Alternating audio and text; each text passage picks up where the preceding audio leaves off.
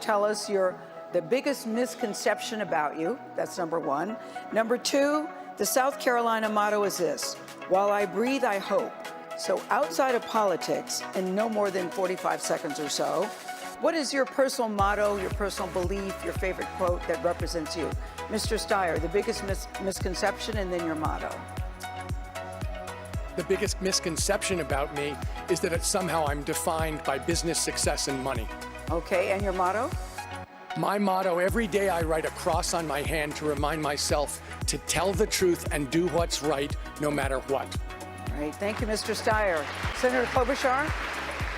I'd say the biggest misconception is that I'm boring, because I'm not. Then I would say that my motto is the words of one of my political mentors, Paul Wellstone, who's sadly no longer with us. And he said that politics is about improving people's lives. And that's been my life. From when my grandpa was an iron ore miner and the unions, politics made those mines safer.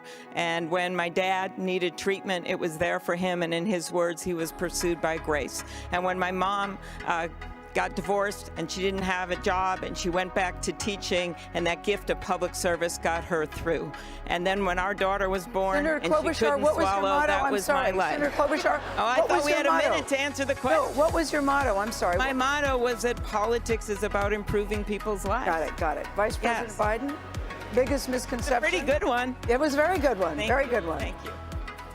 When you get knocked down, get up, and everyone's entitled to be treated with dignity, no matter what, no matter who they are.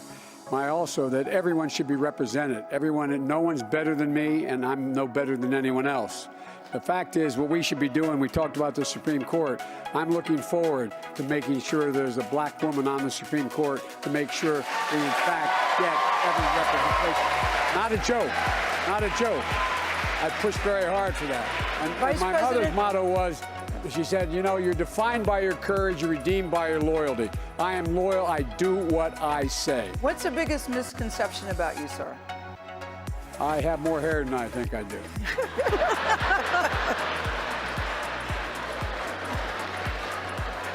There's a way to fix that, Senator Sanders. Misconception. Yes. Misconception, and you're hearing it here tonight, is that the ideas I'm talking about are radical. They're not. In one form or another, they exist in countries all over the world. Healthcare is a human right. We have the necessity, the moral imperative to address the existential threat of climate change. Other countries are doing that. We don't need more people in jail, disproportionately African American, than any other country on earth. Not a radical idea. The motto, the saying that moves me the most is from Nelson Mandela. And Mandela said, everything is impossible until it happens. And that means if we have the guts to stand up to powerful special interest, we're doing phenomenally well.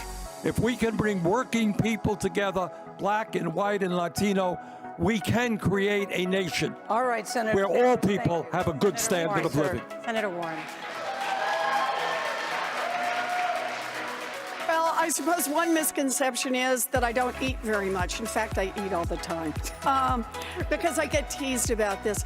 Look, I never was supposed to be on a stage like this. And the misconception is that I thought I should be president of the United States. No, I got into this because I am a fighter.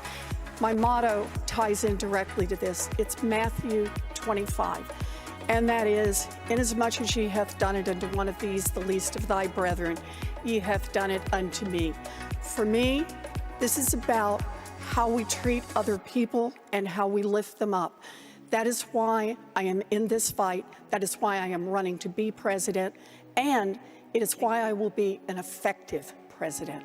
Thank you, Senator. Mayor Buttigieg. Well, I think the biggest misconception is that I'm not passionate. I get that I'm kind of level. Some say unflappable. I don't think you want a president who's flappable. But it's precisely because I'm so passionate about the things that are going on in this country that I consider it important to approach all of that with discipline. My disciplines are guided by the mottos I try to live by, many of which come from Scripture.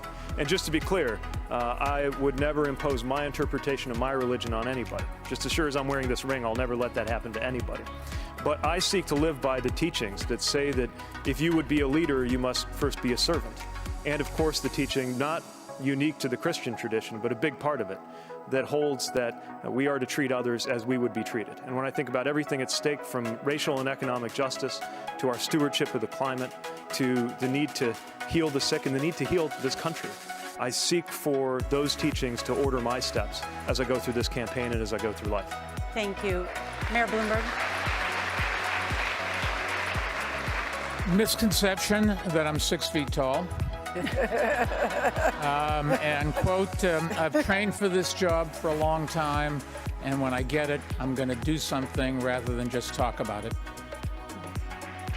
All right. Thank you, candidates. Thank you.